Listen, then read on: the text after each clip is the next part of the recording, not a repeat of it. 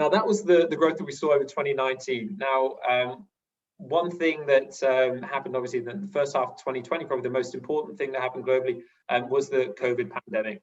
And that really hits real estate hard. It hits international equities particularly hard. That's when we saw quite a heavy crash in the stock market.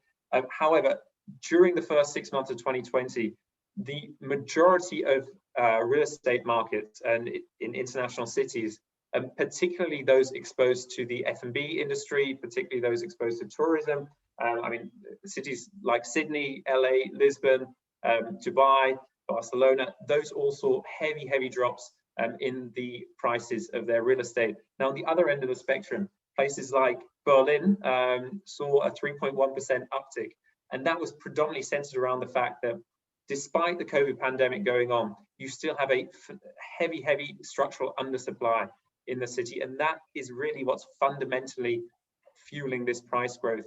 It's not to do with any golden visas or any immigration things that you can get associated with Berlin. It's purely centered around the fact that there are not enough apartments and housing being supplied, and the fact that there's 30 to 40,000 people looking to move to Berlin, looking to work in the city, which is attracting a lot of tech entrepreneurs and the likes of Tesla, which I'll talk about shortly. But that really is what's fundamentally fueling the economy, and the reasons for the growth are there to be steady and there to be sustainable. It's not a city where you see high growth one year and then it fall off the next.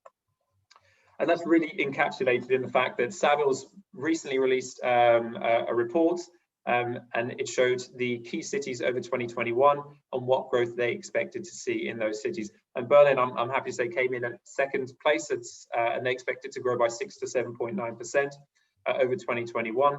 So it only missed out to Seoul, which came in first place, and that was primarily to do with the fact that they dealt with the COVID pandemic so well, compared to the rest of the world. But if we look at some of the other cities, I mean, anywhere from New York, Hong Kong, you'd probably expect to see drop a little bit more. The vast majority of cities globally are seeing stagnation at the moment in the real estate markets, and a lot of it is centered around COVID. But it's just absolutely key to highlight that the reason that Berlin is seeing such strong growth is in part quite heavily due to the fact that they have this undersupply, but also because they've dealt with the COVID pandemic so well.